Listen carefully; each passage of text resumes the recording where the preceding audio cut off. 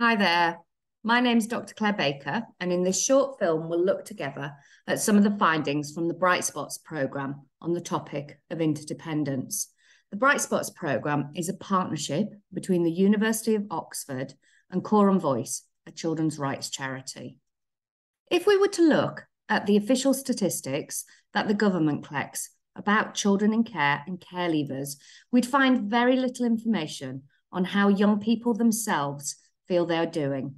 The information simply doesn't tell us, from young people's points of view, do they feel safe, happy? Do they think they're doing well? So the Bright Spots programme tries to help us listen to our young people about the things that are important to them. It's all about subjective well-being, defined as feeling good and doing well at both the interpersonal and individual levels. And the programme's developed two new sets of well-being indicators, and these are measured by the surveys Your Life, Your Care, which is a survey for children in care from age 4 upwards, and the Your Life Beyond Care survey.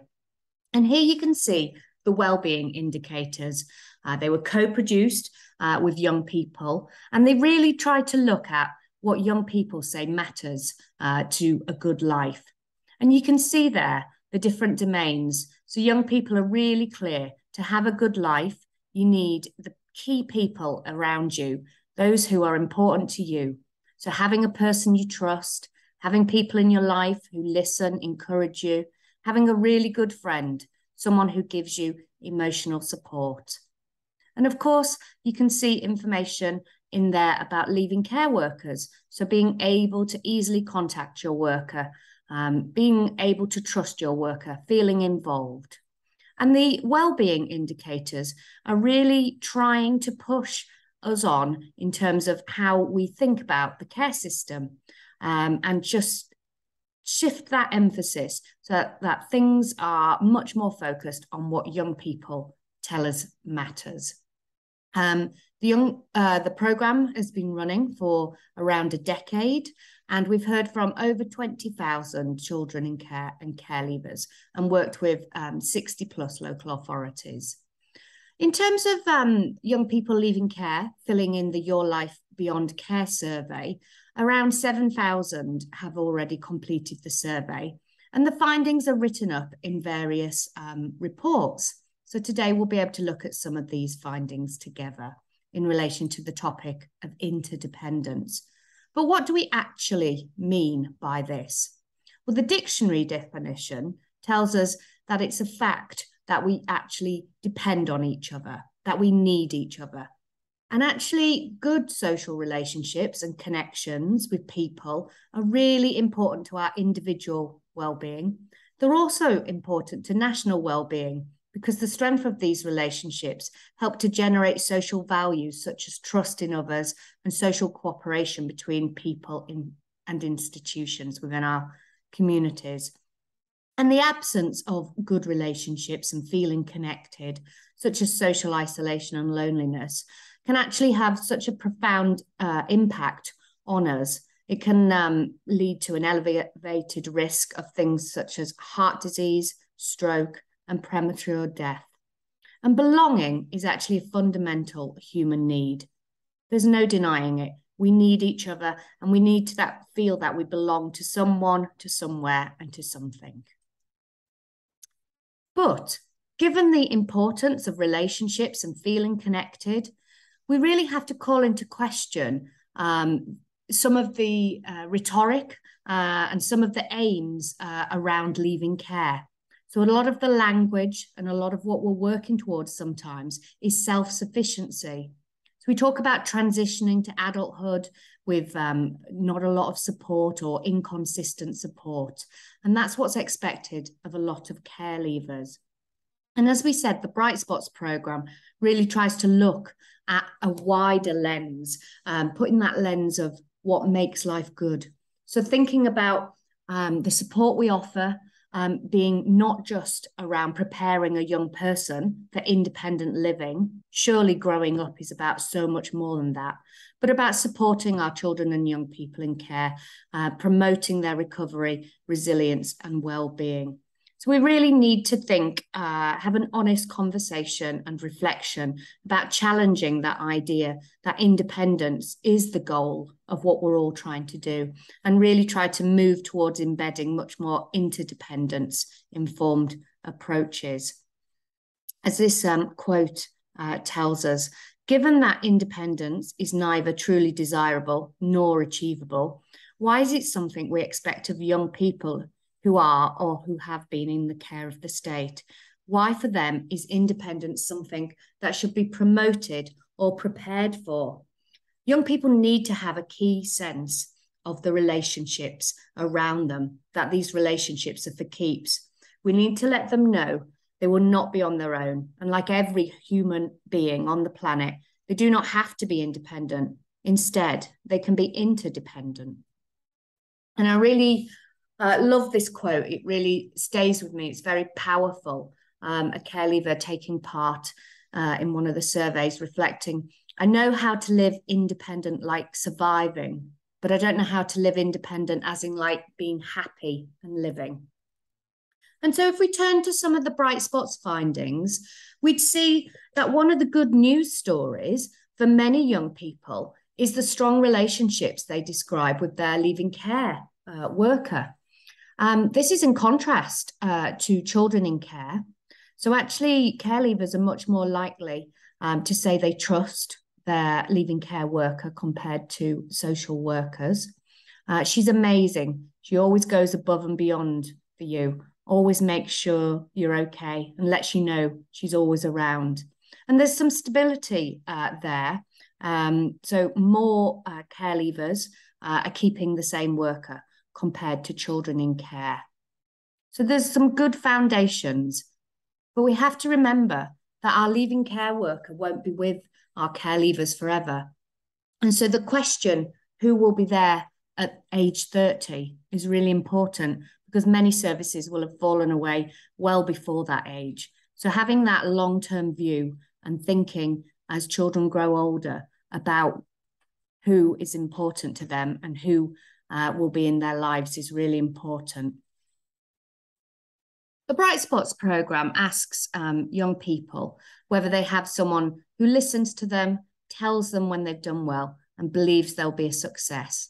And again, some positive findings for that large sample of young people who've taken part in the programme. Really quite high proportions saying, yes, I do have that person in my life. Again, though, we would be worried about those who don't have that person. And if you look at the findings around when care leavers are asked, do you have someone you can trust who helps you and sticks by you no matter what? 86% of care leavers saying, yes, I do. But that falls from children in care. Where do these people go, these trusted adults in care leavers' lives? What is our role in helping young people to strengthen and maintain those key relationships? We find in the surveys that in terms of emotional support, friends across the country, across many different local authority, friends are the top source of emotional support for care leavers. And yet around 15% of young people are saying, I don't have a really good friend. Again, is this a role for services? What happens when children are younger around maintaining friendships? Do we have a role in helping with this, listening to our young people, being curious about that as children grow older and become our care leavers? Because if they're the top source of emotional support, it's really important that we know about this. And we have some findings there compared to the general population. We do have a group of young people leaving care, around a fifth reporting that they are lonely always and often. So there's really some strengthening we can do about making sure young people have got a network around them. And just wanted to bring to the film some voices, some quotes from young people. This young person saying after they'd left care, they really wanted some more support. They felt alone as soon as they'd left care. It's really good. Some of it I feel pressured by, like, suddenly I have to do everything by myself. However, I've got a great group around me and they support me and they help me. And as we saw right at the start of this film, our relationships, our connections, our sense of belonging really does impact on our well-being. And the Bright Spots findings show this very clearly. The diagram shows the top factors associated with both very high well-being and also with low well-being. So for care leavers with very high well-being, what was part of that was not feeling alone or afraid and having those bigger support networks. And then conversely, as you might expect, care leavers with lower well-being were more likely to report they had a lack of trusting and supported relationships, and they didn't have those good friends, and they more often felt alone and afraid. So these issues, whilst very important to our individual care leavers, have made an appearance really in recent years on the national policy horizon. And so it was very welcome to see loving relationships as a key theme in the independent review of children's social care. In fact, the first mission from that review was that no young person should leave care without at least two loving relationships. And when the government recently, in February of 2023, responded to that independent review, they talk about various proposals they'll take forward from the independent review. So things around family finding, extending befriending and mentoring, looking at lifelong bond schemes, and also independent visitors. Really interestingly, they're thinking about monitoring progress of how we're all doing in our services with some of these statements, which you'll recognise are strongly linked to the Bright Spots findings. So government are proposing to look into monitoring whether care leavers feel lonely often and always, feel they don't have a good friend, and feel they don't have someone they can trust. And we've had really recently, from the 1st of January, the new Ofsted evaluation criteria comes into force. So inspections will now look and judge on a single judgment around the experience and progress of care leavers. And looking at that evaluation criteria, there's a lot in there about trusting and stable relationships with PAs, and lots in there about having strong social networks and having someone to rely upon. And the quote there is from the Ofsted criteria. So it's about making sure our care leavers have those positive and loving relationships and social networks established while they're in care, and making sure they endure into adulthood.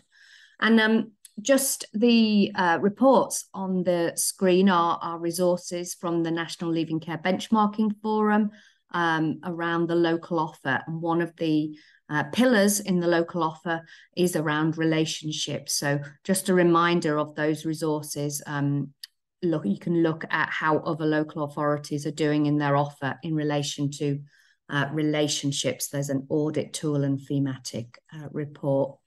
And we've got lots of other resources for you to look at and to use in your team meetings.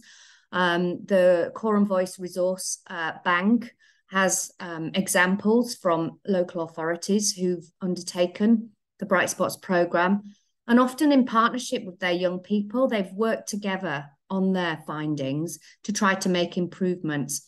So there's things in there from Stockport around how to continue relationships with workers. We saw how important workers are to some of our care leavers. Do those relationships always have to end? Are there ways for workers to keep in touch where both people want this to happen? Oldham and North Yorkshire both doing work around empowering workers to spend more time with their young people and ways to build trust. And you can see there some lovely words from Sky, from A National Voice, reminding us that family means different things to different people. As I've grown older, she says, I've realised it's definitely not the case, and it shouldn't have to be the case. My family now are those that support me, they push me to be better, and they love me no matter what, not those who try and hurt me. Again, please follow the links in the resources in this film, and you can have a look at this beautiful poem. There's just selected parts of the poem here from the winner of the Voices Creative Writing Competition. Really lovely words about a friendship made during foster care and what that meant to Carla as she was growing older. I moved again and again until I was out. I held those moments as a reminder to keep fighting, because there will always be a glimmer of happiness in the darkest of places. Your glimmers of light saved me, and I will be forever grateful. Thank you. You made life good. P.S. I still remembered how you liked your tea. And so just to end, the film is accompanied by a reflection sheet with some questions. And the questions really ask you to think about, having looked at some of the findings and tried to tune in to some of the words from our young people, what can you do? What can you do with others? And what must your local authority and the partners do as well? And the questions are around, should we be challenging the vision that independence is the goal of leaving care? And what more can you, alongside others and the wider authority, do to help care leavers identify and support what trusted adults they have in their lives? So thank you very much for listening to this film on interdependence. And there's even more resources there. Thank you very much.